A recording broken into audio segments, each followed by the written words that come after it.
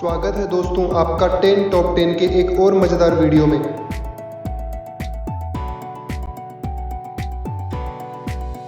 10 top 10 में आज हम आपको बताएंगे श्री माता वैष्णो देवी के टॉप 10 फैक्ट्स।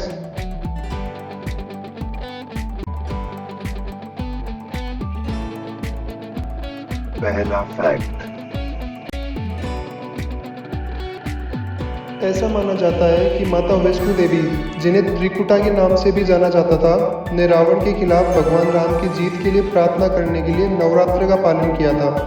यह भी कहा जाता है कि भगवान राम ने उन्हें यह भी सुनिश्चित किया कि पूरी दुनिया उनकी स्तुति गाए और उन्हें माता वैष्णो देवी के रूप में सम्मानित करे। इस प्रकार यह राम के आशीर्वाद के कारण है कि माता वैष्णो देवी ने अमरता प्राप्त की और अब हर साल हजारों तीर्थयात्रियों को मंदिर में आकर्षित करती है।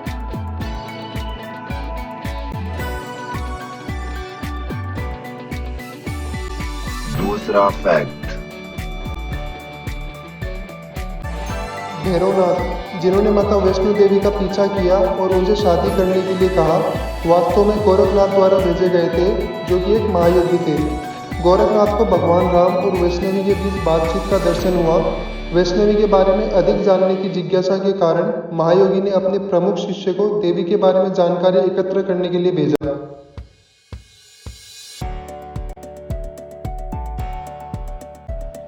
तीसरा फैक्ट। देवी ने भैरवनाथ को क्षमा करने और उन्हें मोक्ष प्राप्त करने की अनुमति देने के बाद अपने मानव रूप को त्याग दिया और निर्बाध ध्यान जारी रखने के लिए एक चट्टान का रूप ले लिया।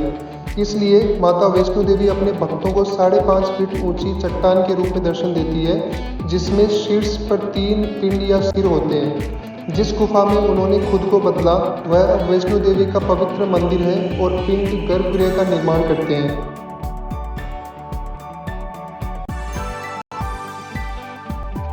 चौथा फैक्ट।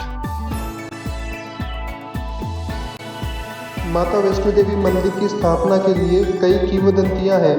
हालांकि पंडित से जुड़ी कथा सबसे उपयुक्त लगती है। ऐसा कहा जाता है कि पंडित श्रीधर एक गरीब ऋषि थे, जिन्हें माता वैष्णो देवी के दर्शन हुए थे, जो उन्हें मंदिर के मार्ग का संकेत देते थे। यह भी माना जाता है कि जब भी श्रीधर अपना रास्ता खो देते हैं, वैष्णो देवी उनका मार्गदर्शन करने के लिए उनके सपने में दिखाई दी।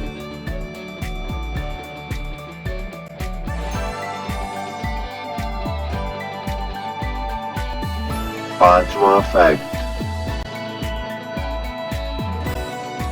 कुछ भूवैज्ञानिक अध्ययनों से संकेत मिलता है कि गुफाएं 1 लाख साल पुरानी है। दूसरी ओर त्रिकुटा नामक पर्वत देवता का सबसे पहला उल्लेख हिंदू के ऋग्वेद शास्त्र में किया गया है। वैष्णो देवी की उल्लेख हिंदू महाकाव्य महाभारत में किया गया है। महाकाव्य में कहा गया है कि कुरुक्षेत्र के महान युद्ध से पहले अर्जुन ने देवी का ध्यान किया, जीत के लिए उनका आशीर्वाद मांगा। कहा जाता है कि अर्जुन ने देवी को जम्बू काटक चिट्टेशु नित्यम सन्निहिलाय के रूप में वर्णित किया है, जिसका अर्थ है वह जो जम्बू में पहाड़ की ढलान पर स्थित मंदिर में स्थायी रूप से निवास करता है। यहाँ जम्बू कई विद्वानों के अनुसार जम्मू का उल्लेख कर सकता है।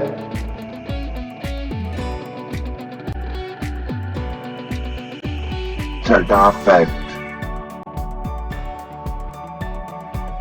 माता वैष्णो देवी गुफा मंदिरों में जाने के लिए नवरात्रि को सबसे शुभ समय माना जाता है। माना जाता है कि नवरात्रों के दौरान वैष्णो देवी की यात्रा स्वर्ग प्राप्त करने के एक कदम करीब है। ऐसा माना जाता है कि दिवंगत सिख गुरु गोविंद सिंह ने अपने जीवन काल में स्वयं वैष्णो देवी की यात्रा की थी।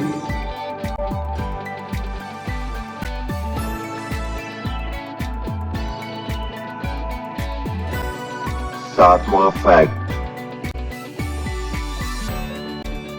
वैष्णो देवी में 3 गुफाएं स्थित है, जिनमें से मुख्य गुफा साल के अधिकांश समय बंद रहती है। ऐसा कहा जाता है कि संयुक्त रूप से 3 गुफाएं एक ही तीर्थ यात्रा के लिए बहुत लंबी है और यही कारण है कि केवल 2 गुफाओं को लोगों के झुंड के देखने के लिए खुला रखा जाता है। ऐसा कहा जाता है जब भी दर्शन के लिए 10,000 से कम तीर्थयात्री होते हैं तो प्राधिकरण द्वारा मुख्य गुफा के दरवाजे खोल दिए जाते हैं। यह दिसंबर और जनवरी के महीनों में शीतकालीन वैष्णो देवी यात्रा के दौरान होने का सबसे अधिक संभावना है।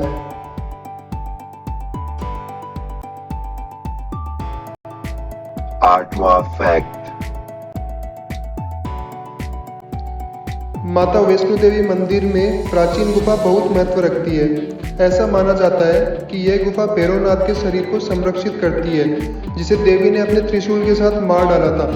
किंवदंती है कि जब वैष्णवी देवी ने भैरवनाथ का सिर काट दिया तो उनका सिर भैरव घाटी में उड़ गया और उनका शेष शरीर गुफा में रह गया।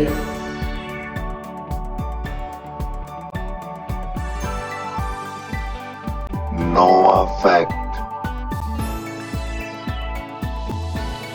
अर्धकुंवारी में एक अलग गुफा स्थित है, जिससे एक दिलचस्प किंवदंती जुड़ी हुई है। इस अलग गुफा के बारे में कहा जाता है कि यह वह स्थान है जहां वैष्णो देवी 9 महीने तक भैरवनाथ से छिपी रही थी। ऐसा कहा जाता है देवी ने खुद को उसी तरह से तैनात किया जैसे एक अजन्मे बच्चे को उसकी मां के गर्भ में रखा जाता है। इस गुफा को गर्भजून के नाम से भी जाना जाता है। विश्वासियों के अनुसार जो लोग गर्भजून गुफा में प्रवेश करते हैं उन्हें फिर से गर्भ में प्रवेश करने से मुक्ति मिल जाती है। यदि कोई फिर से जन्म लेता है या मां द्वारा गर्भ धारण किया जाता है तो वह बच्चे के जन्म के दौरान सभी समस्याओं से मुक्त हो जाता है।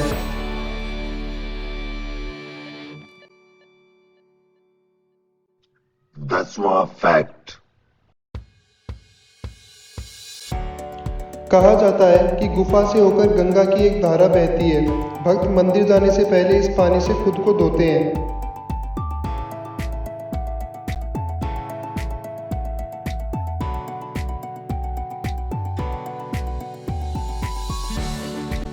इसी के साथ हमारा आज का वीडियो यहीं समाप्त होता है। आशा है कि आपको ये वीडियो पसंद आया होगा। अगर पसंद आया हो तो प्लीज़ लाइक करें, सब्सक्राइब करें और इसको शेयर करें। Thank you.